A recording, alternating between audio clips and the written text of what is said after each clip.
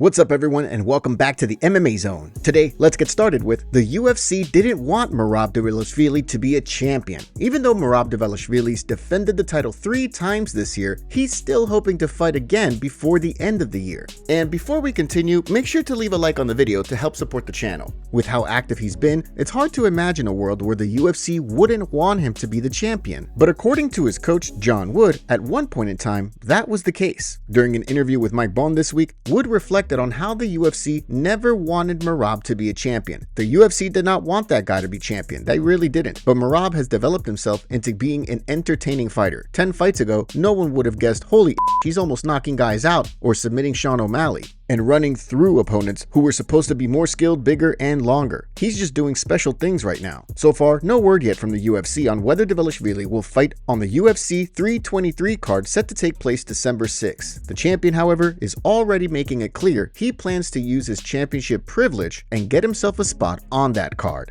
Raja Jackson pleads not guilty for Syko Stu situation. On Thursday, Rampage Jackson's son, Raja Jackson, pled not guilty to felony and misdemeanor battery charges stemming from his altercation with Syko Stu. According to MMA Fighting, Jackson returned to court this week after posting bail back in September. If convicted of the 2 charges, which include what MMA Fighting calls a sentencing enhancement for allegedly causing greater bodily damage, Jackson could be imprisoned for up to 7 years.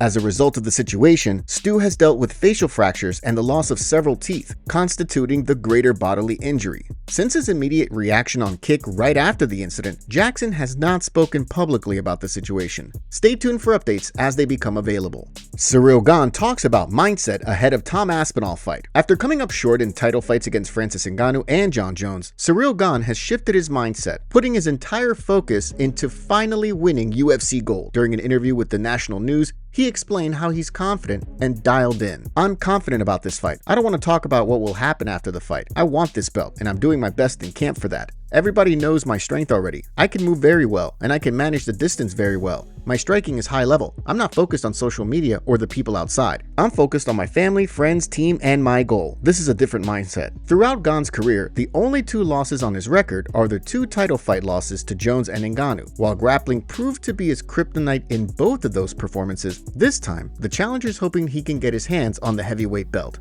UFC updates. With the UFC Rio card right around the corner, let's take a look at today's UFC updates. We got a new addition to the UFC 322 card on November 15th at MSG, with Malcolm Wellmaker set to fight Sergey City. Wellmaker's looking to extend his record to 11-0, while City's going to be looking to build on a 2-fight win streak. In other news, on the heels of her UFC 320 win over Macy Chiasson, who missed weight for Saturday's fight, Yana Santos opened up on how the UFC pressured her to fight opponents who have missed weight in the past. During an interview with MMA Fighting, she explained, "A couple fights ago when my opponents missed a lot of weight and we were thinking, should we take that fight or not, the UFC made it very clear that the person who will be punished is me if I refuse to fight. So I'm not getting paid, I have a chance to be cut and all these things. It's like the opponent who missed weight is not going to have a problem. It's me that has problems. So I can't see that as an option. It is what it is. If I want to keep my job, I have to fight." As she went on to explain, she's seen other fighters like Leslie Smith turn down fights with opponents who come in overweight and then wind up getting cut. We've also got an update on Frankie Edgar, who was pulled from his BKFC fight last week at the last minute. As Dave Feldman told MMA Fighting, Edgar still got paid. Honestly, I don't even know if he even wants to fight with us again. I think he's a little upset with us, as maybe he should be, but at the end of the day, we were looking out for his best interests. He's getting a very, very respectable check. I don't think he's mad at us for that.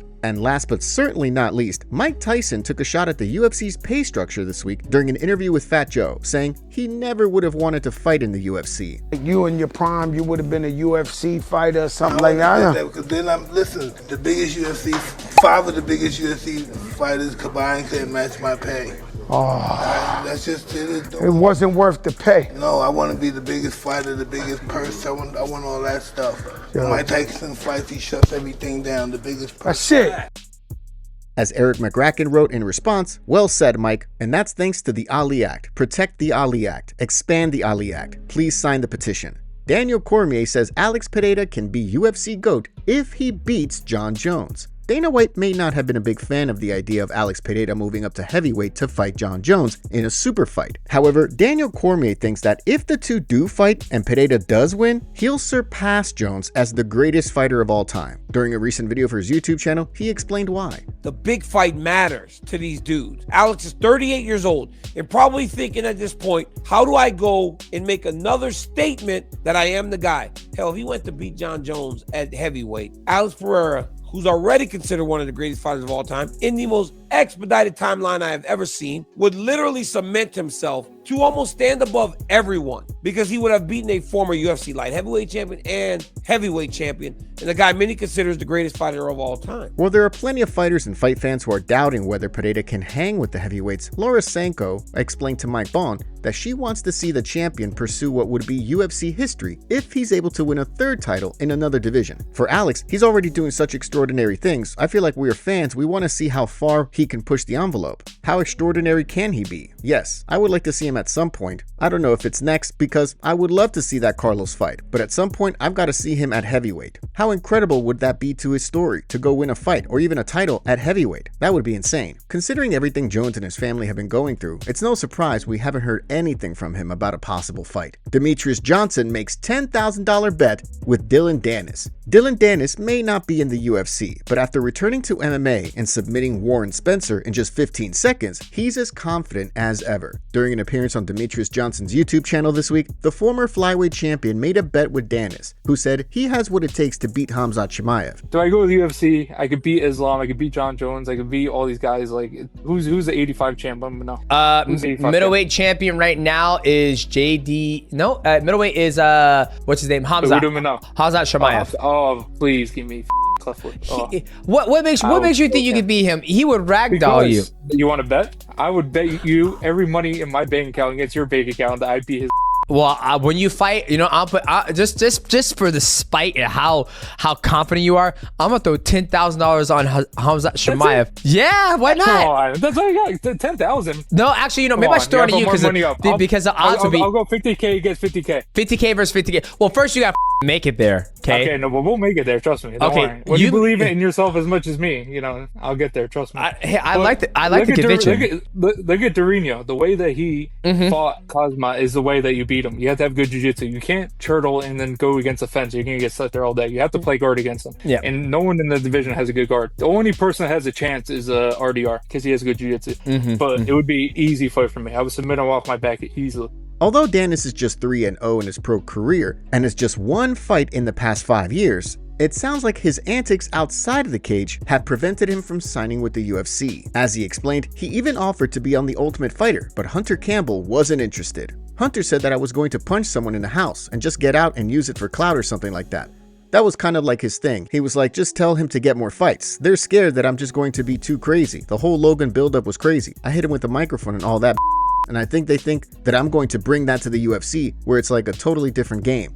That's why this time I was a little bit more calm to show them that I can be respectful and I can do that. But obviously when someone hits you in the nuts with an bottle, I'm going to throw a mic at their face. I don't know. I think they're just scared of me. Dana White even said he's always getting in trouble. Like every time I go somewhere, I get into fights with people. But at the end of the day, they're UFC fighters. They have security and I'm there by myself and they're going to attack me. I'm going to fight back. I'm not going to just sit there and take it. So far, no word yet on when Danis will be back in action. However, it sounds like he's going to fight Eddie Hall in late 2025 or early 2026. Joe Pyfer reveals the message to Dana White following UFC win. After his big win on Saturday night, Joe Pyfer turned heads with his post-fight Octagon interview and his cage-side exchange with Dana White. During an appearance on the Ariel Helwani show this week, Pyfer dished on the situation, clarifying that his comments about hearing people say he's scared were aimed at matchmaker Mick Maynard, whom he says started the narrative that he was afraid to fight Abus Magomedov when he turned down the fight following back surgery. I also didn't like the narrative that I was afraid to fight him, so after I won, I was screaming at Mick that he was wrong and I'm not scared of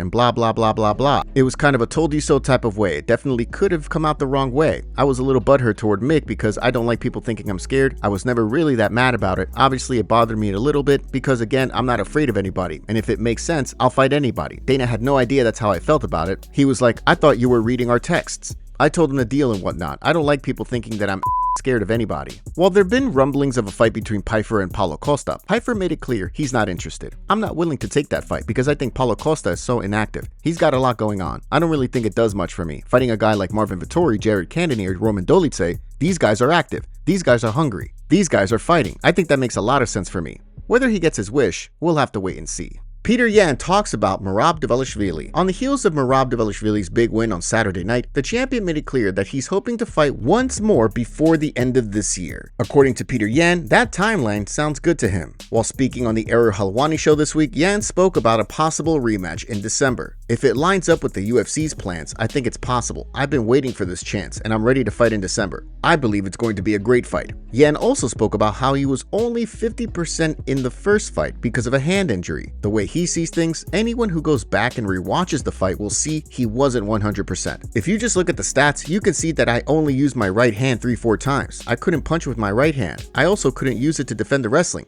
Those are just facts. When you compare to my different fights, that's the hand I use the most. Whether or not Merab defends the title a 4th time this year, Daniel Cormier thinks his win over Corey Sandhagen makes him the bantamweight GOAT. During this week's episode of Good Guy Bad Guy, DC explained why. And I believe, without a shadow of a doubt, look, man, all credit to the greats. Dominic Cruz being the one that I believe was the greatest bantamweight of all time by far when you combine everything he did in the WEC and everything he did in the UFC. There is no doubt in my mind that Merab Dvalishvili is the greatest bantamweight that has ever fought in the UFC chair. And I don't know, you know the history of the game a little better than me, but from my eyes, I've never seen anybody better in this weight class. Dana White forced to cancel UFC Rio fight. This weekend's UFC Rio card has lost a highly anticipated fight between Johnny Walker's brother, Valter Walker, and Kamaru Usman's brother, Muhammad Usman. According to a report from MMA Fighting, Usman's been forced out of the fight, with Walker left without an opponent right before weigh-ins. Brazilian reporter Lerta Viana corroborated the story with a post on social media, writing, "Important drop on the UFC Rio card. Muhammad Usman got injured and is out of the fight against Valter Walker. We still don't have information on whether the organization will manage to find a new opponent for the Brazilian. What a bummer, my friends." Adam Martin added, "Damn, lost a fight for UFC Rio." Assuming Walker winds up not being able to fight on the card, look for the UFC to book him another fight sooner rather than later, given all the hype surrounding him after his back-to-back submission wins this year. In the heavyweight division, please welcome to the scale, Valter Walker.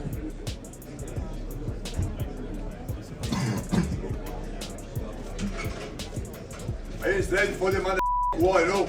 I train a lot for this fight. It's motherfucking, you know. I just want to ask UFC for me an opportunity for fight against Rio de Janeiro because it's my dream. 246. My dream fight Rio de Janeiro. 246 for the number 15 ranked Valter Walker. Look at that, shape in the heavyweight division. The best wrestler in the heavyweight division.